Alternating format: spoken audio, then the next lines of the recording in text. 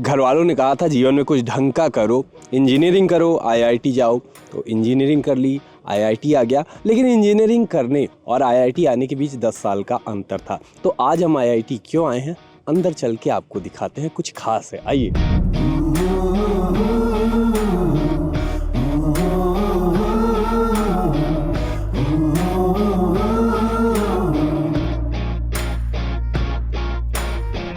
आज हम देखने वाले हैं कि जो आग लगती है उसमें किस तरह से हम लोग रिसर्च करके उसमें इफिशिएंसी किस तरह से बढ़ा सकते हैं, उसके बारे में बात करें। रॉकेट में जो लॉ निकलती है सेम चीज यहाँ पे भी हो रहा है।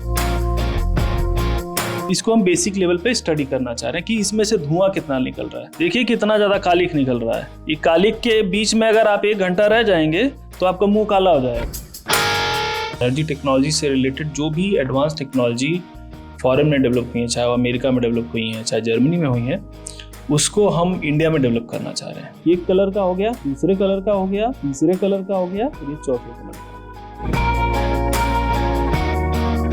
तो ये इनोवेटिव टेक्नोलॉजी जो है, इसको यूज करके हम बेसिकली अलग अलग कलर की छपाई कर सकते हैं, उनको आइडेंटिफाई कर सकते हैं और कैमरे में एक साथ रिकॉर्ड कर सकते हैं। ये इसका एडवांटेज है। तो फिलहाल हम आ गए एक बड़ी सीरियस सी दिख रही लैब में। यहाँ हमारे साथ हैं सर अपने बारे में बताएंगे और बताएंगे कि ये पूरा सेटअप क्या है, यहाँ क्या हो रहा है और हम ये कौन सी जगह पे खड़े हैं, ये भी बताएंगे सर। जी नमस्ते, मैं professor Devendra Deshmukh, mechanical engineering IIT Indore में प्रोफेसर हूँ। आप अभी स्प्रे एंड कंबशन लेबोरेटरी में खड़े हैं, जहाँ पर हम लोग एनर्जी के बारे में अलग अलग तरह के शोध करते हैं।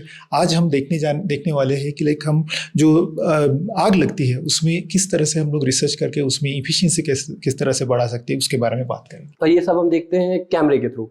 जी, हम ये कैमरे के थ्रू देखते हैं और आज का आविष्कार आपको वही दिखाएगा कि कैमरे के थ्रू आप अलग अलग तरह की कंबशन जो होते हैं उसमें किस तरह से आप कंबशन इफिशिएंसी बढ़ा सकते हैं, उसके बारे में ये सब सारा आविष्कार है। और इसका फायदा क्या होगा हमें, मतलब हम ये कहाँ अप्लाई करेंगे? इसका फायदा हमारे जहाँ पे भी ज्वलन होता है, जहाँ पर भी कंबशन होता है, उसमें किस तरह से हम इफिशिएंसी बढ़ा सकते हैं, उसमें फायदा होगा। तो आप ये ले सकते हैं कि इसका फायदा आपके घर में जो कुकिंग स्टोव है वहाँ पर होगा। आप जो कंबशन इंजन चलाते हैं, डीजल इंजन, गैसोलीन इंजन, उसमें होगा। आप गैस टरबाइन करते हैं, कोल कंबशन करते हैं, हर जगह पे इसका फायदा होगा। जहाँ पर भी अपना बर्निंग हो रहा है, फ्यूल का बर्निंग हो रहा है, उसको हम किस इम्प्रूव करने के लिए इसका उपयोग करेंगे। ठीक है, तो आपको एक बार पूरा ये सेटअप में दिखा देता हूँ यहाँ पे क्या कुछ है। एक बार सर से ये भी जान लेते हैं और भी हमारे साथी यहाँ हैं, उनसे भी मिलेंगे, उनसे भी बात करेंगे और उनसे भी जानेंगे। तब तक मैं मोहन से कहूँगा कि एक बार ये पूरा सेटअप दिखा दें।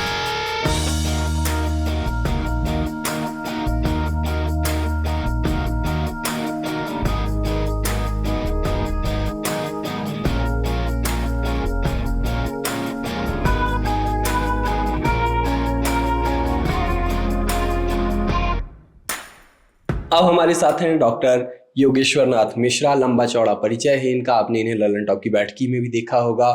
जल्दी से इनका इंट्रो समेटते हैं, बड़े इंट्रो पे बाद में जाएंगे। नासा से लौटे हुए साइंटिस्ट हैं। फिलहाल आप मुझे इसके बारे में बताइए। फॉरियर एनर्जी सॉल्यूशन दिख रहा है, अभी सर से हमने बात की, देवेंद्र सर की तस्वीर दिख रही है, आपकी तस्वीर दिख रही है, देवाशीष यहीं पे टहल रहे हैं, उनकी तस्वीर दिख रही है। इसके बारे में बताइए, फिर हम इसके बारे में बात करेंगे। जी, तो देखिए ये फॉरियर एनर्जी सॉल्यूशन जो है, ये हमारा आईआईटी इंदौर इनक्यूबेटेड एक स्टार्टअप है। और मेन चीज़ ये स्टार्टअप का काम यही है कि जो ऊर्जा से रिलेटेड जो क्षेत्र, एनर्जी टेक्नोलॉजी से रिलेटेड जो भी एडवांस टेक्नोलॉजी फॉरेन में डेवलप हुई है, चाहे वो अमेरिका में डेवलप हुई है, चाहे जर्मनी में हुई है, उसको हम इंडिया में डेवलप करना चाह रहे हैं। तो मेन उद्देश्य इसका ये है। तो मतलब ये स्टार्टअप है जो आईआईटी में चल रहा है? जी, ये स्टार्टअप आईआईटी में इनक्यूबेटेड है, जिसको आईआईटी इंदौर जो है वो सपोर्ट कर रहा है, हमें वो फैसिलिटीज़ प्रोवाइड कर रहा है, हमें वो फंडिंग प्रोवाइड कर रहा है, जिसके थ्रू हम अपना ये स्टार्टअप डेवलप कर रहे हैं।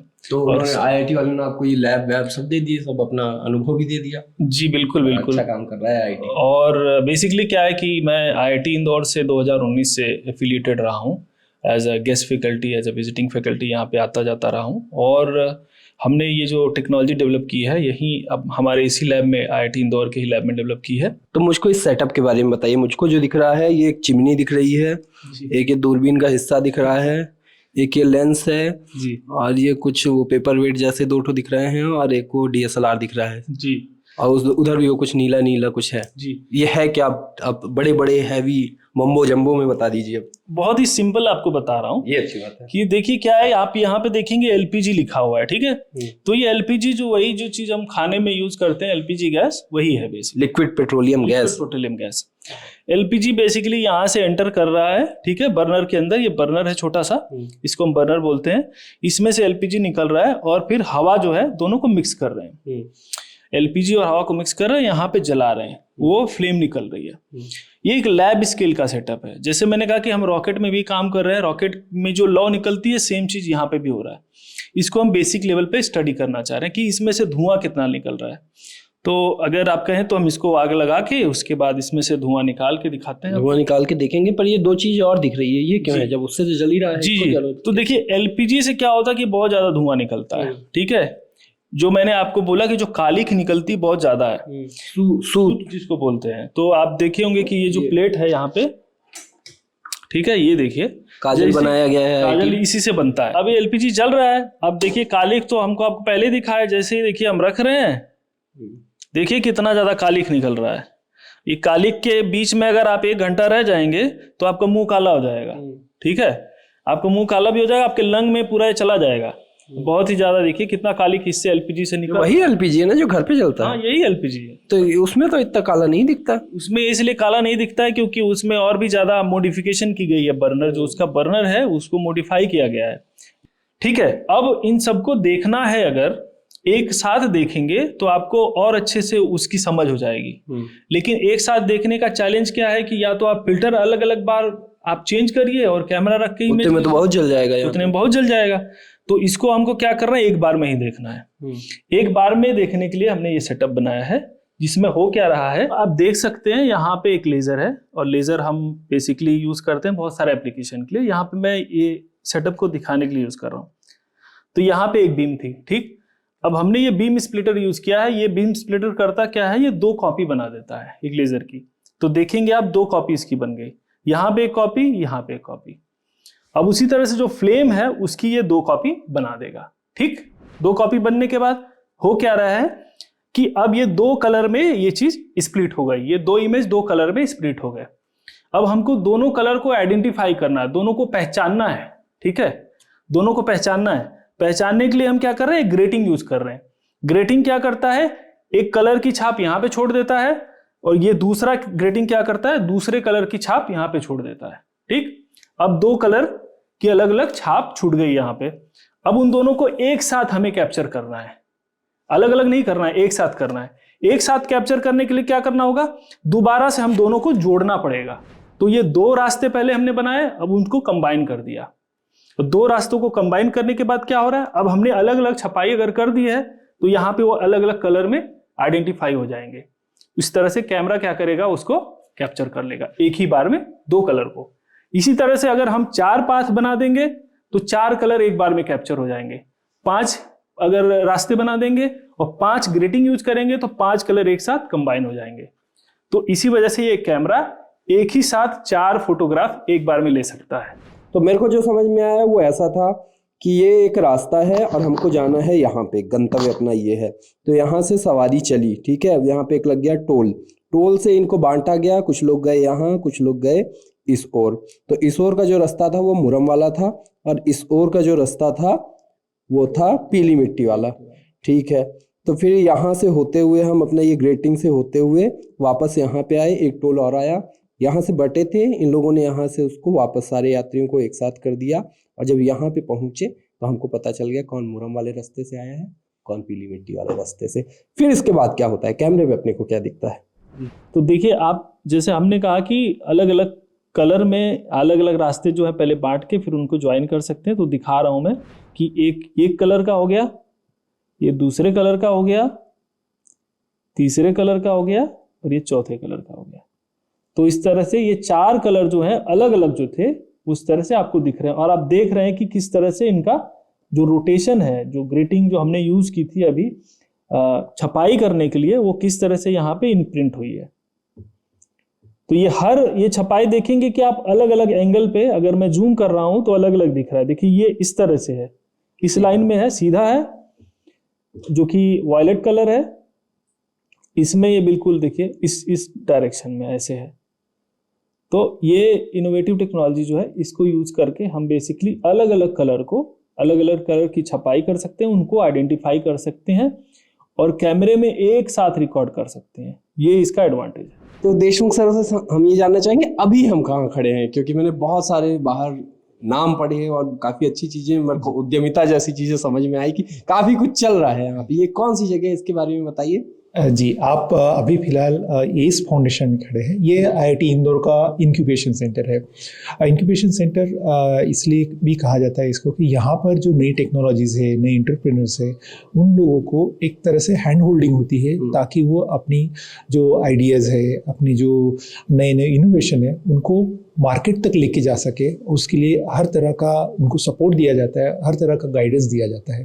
तो ये है हमारा एस फाउंडेशन। यहाँ से कई सारे जो इनोवेटिव इंक्यूबेशंस है वो अभी स्टार्टअप के रूप में बाहर निकल चुके हैं। हमारे कई सारे एलुमनाइज है जिन लोगों ने अपने स्टार्टअप यहाँ से चालू किए हैं और अभी बड़े तौर पे बाहर काम कर रहे हैं।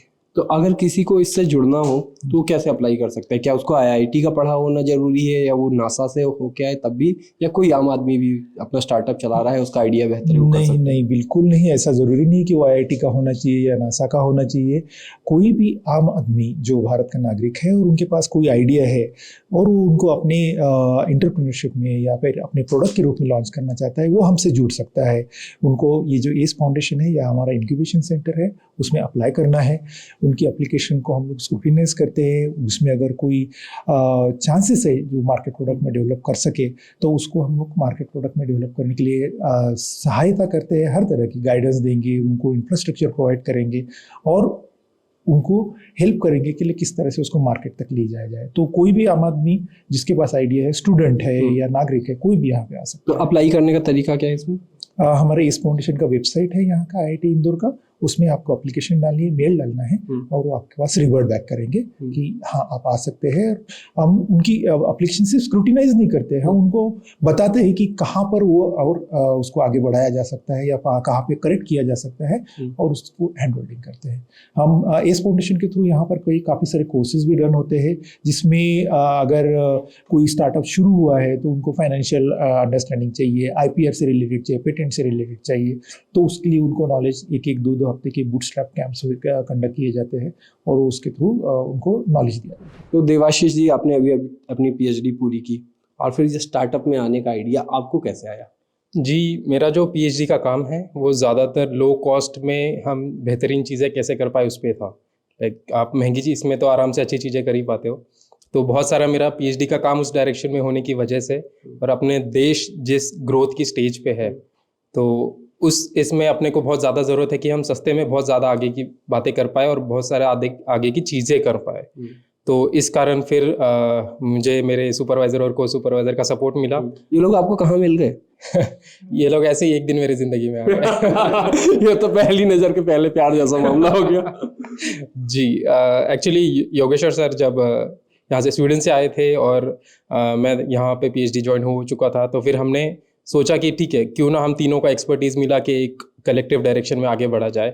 और अभी ये स्टार्टअप करने का मतलब ये है कि ठीक है, अपने देश में अगर हमारी ज़रूरत है तो क्यों ना हमारा भी योगदान दिया जाए।